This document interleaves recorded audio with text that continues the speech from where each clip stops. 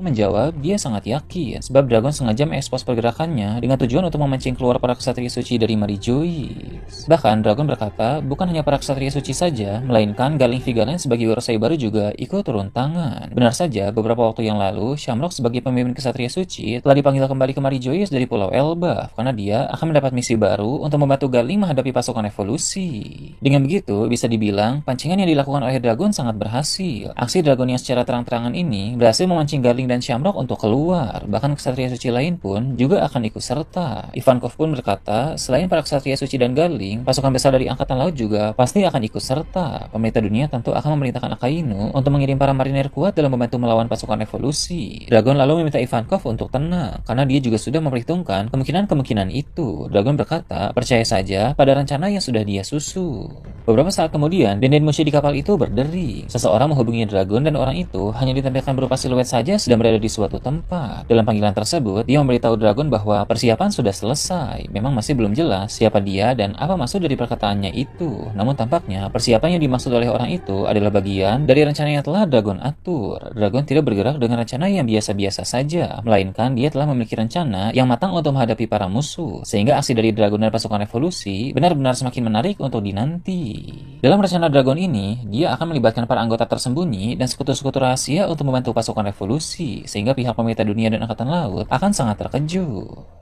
Beralih ke tempat lain, memperlihatkan Rayleigh yang sedang berlayar di lautan dunia baru. Dalam perjalanan ini, Rayleigh sedang membaca koran. Ada beberapa berita terbaru yang dia baca dan itu membuatnya cukup terkejut. Pertama, berita tentang kehancuran Bartok Club di tangan bajak laut Akagami. Rayleigh menanggapinya dengan bilang bahwa orang-orang dalam Bartok Club itu telah salah mencari masalah. Meski Bartok Club berada di bawah naungan Luffy, tapi itu tidak akan membuat mereka kebal hukuman. Walau Shanks memiliki hubungan yang baik dengan Luffy, tapi para kru bajak laut Akagami pasti tidak akan terima jika Bartolomeo membakar bendera bajak laut mereka. Rayleigh pun bilang kehancuran Bartok Club ini memang sudah dia prediksi ketika dia membaca berita Bartolomeo membakar bendera bajak laut Akagami di wilayah kekuasaan Yonko Shanks. Rayleigh bilang semoga jika Bartolomeo selamat dan masih hidup, dia kapok melakukan hal bodoh seperti itu.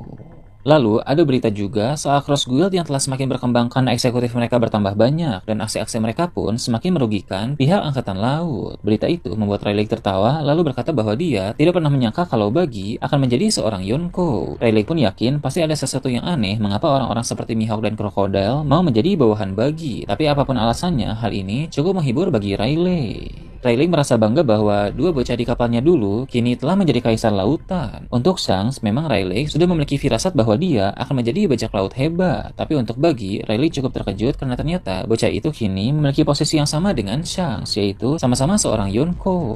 Luffy yang juga merupakan murid Rayleigh kini juga sudah menjadi Yonko. Jadi bisa dibilang, 3 Yonko di era sekarang adalah anak didik Rayleigh. Di antara mereka, hanya Kurohige saja yang tidak disukai Rayleigh. Dari dulu, Rayleigh memang memiliki firasat buruk tentang bocah aneh itu. Tadi ada juga berita terpanas yang Rayleigh baca di dalam koran. Itu adalah berita perkembangan konflik antara pasukan revolusi dengan pemerintah dunia. Menurut Rayleigh, ini adalah masalah besar yang pasti akan membawa perubahan signifikan terhadap keadaan dunia. Beberapa waktu yang lalu, sebenarnya Dragon sempat menghubungi Rayleigh untuk meminta bantuan dalam pertempuran ini. Namun Rayleigh sedang tidak bisa karena ada panggilan dari Skopper Gaban untuk datang ke Pulau Elbaf. Namun jika nanti masalah di Pulau Elbaf sudah beres, Rayleigh akan ikut serta dalam pertempuran pasukan revolusi. Rupanya Rayleigh merupakan salah satu sekutu rahasia milik pasukan revolusi. Dragon sudah lama menjalin koneksi dan kerjasama rahasia dengan sang mantan wakil kapten bajak laut Roger itu. Aksi Rayleigh dalam menyelamatkan Luffy dan kawan-kawan di Sabaody dulu juga adalah permintaan dari Dragon. Saat itu ada scene di mana Kuma berbisik kepada Rayleigh. Itu adalah pesan yang Dragon sampaikan melalui Kuma.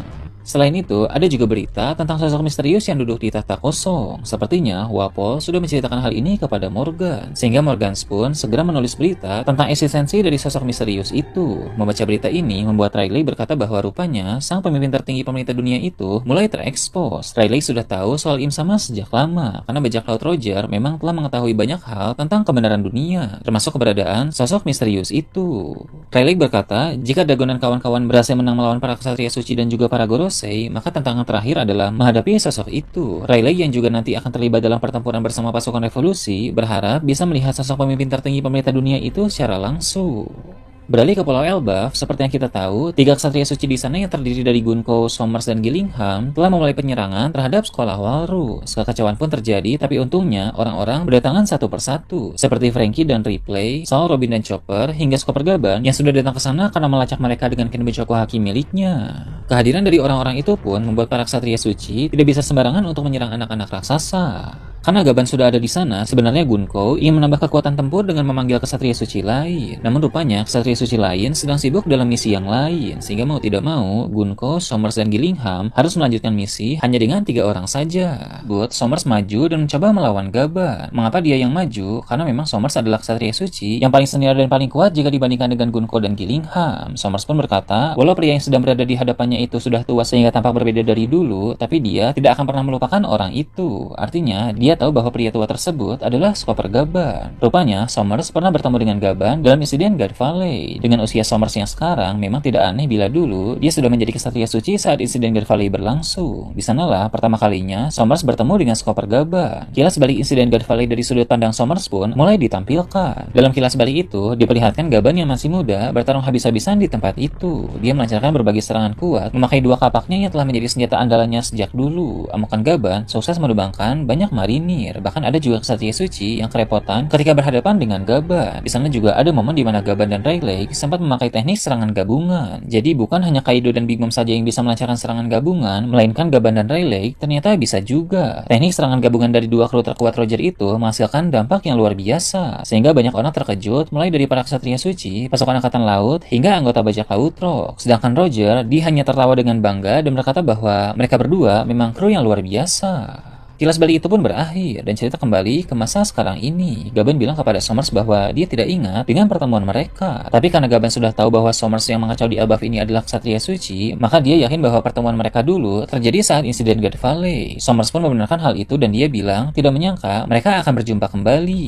Kemudian, Gaban memakai teknik serangan bernama Yasotakeru, teknik yang sama seperti saat dia menyerang Luffy di kastil Aurus. Ini merupakan teknik serangan yang kuat karena bisa menghancurkan satu menara di kastil tersebut. Nah, kali ini, ketika menggunakannya kepada Somers, Somers mampu menangkis serangan itu dengan pedangnya. Namun rupanya, Gaban memakai teknik Yasotakeru hanya sebagai pembuka untuk serangan lain yang jauh lebih kuat. Ketika Gaban melancarkan serangan yang lebih kuat itu, Somers terpental dan menghantam salah satu pohon besar di dekat sana. Meski begitu, tentu saja ksatria suci itu belum kalah. Somers kembali mendekati Gaban dan kali ini dia memutuskan untuk memakai kekuatan Zoan mitologi yang dia miliki. Somers pun segera berubah menjadi makhluk tertentu, tapi belum diketahui makhluk itu apa sebab cerita berpindah ke tempat lain. Cerita beralih ke dunia bawah Elbaf, memperlihatkan Loki yang kini telah dibebaskan dari rantai. Dia bersama dengan Luffy, Zoro, Nami, dan Rhodes sedang pergi ke dunia matahari. Orang-orang yang melihat Loki bebas pun tentu sangat terkejut karena mereka langsung teringat semua masalah yang pernah ditimbulkan oleh sang pangeran itu pada masa lalu. Luffy pun bilang rupanya Loki memang sangat dibenci di Pulau Elbaf, tapi Loki berkata bahwa dia sama sekali tidak peduli dengan hal itu. Apalagi untuk sekarang, yang ada dalam pikiran Loki hanya balas dendam kepada ksatria suci atas apa yang telah mereka lakukan kepadanya beberapa waktu yang lalu.